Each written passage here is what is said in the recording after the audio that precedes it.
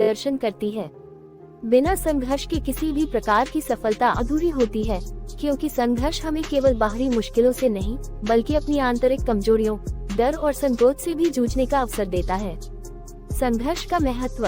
संघर्ष केवल शारीरिक मेहनत तक सीमित नहीं होता, यह मानसिक और भावनात्मक रूप से भी हमें चुनौती देता है।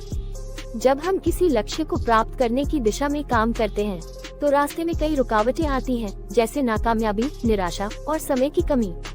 ऐसे समय में हमें हार मानने का मन करता है, लेकिन यही वो क्षण होता है जब हमें अपने अंदर की ताकत को पहचानने की जरूरत होती है। संघर्ष हमें ये सिखाता है कि अगर हम अपने लक्ष्य की ओर निरंतर बढ़ते रहें, तो किसी भी प्रकार की मुश्किल को पार करना संभव है। संघर्ष से सीख। संघर्ष केवल परेशानी नहीं, बल्कि यह एक शिक्षक की तरह कार्य करता है। जब हम किसी कठिन परिस्थिति से गुजरते हैं, तो हम कई महत्वपूर्ण जीवन पाठ सीखते हैं। उदाहरण के लिए, 1.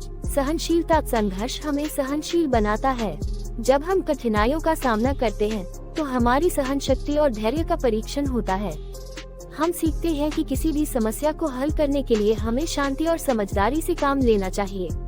2. समय का प्रबंधन। संघर्ष हमें ये सिखाता है कि हमें अपने समय का कुशलता पूर्वक उपयोग करना चाहिए।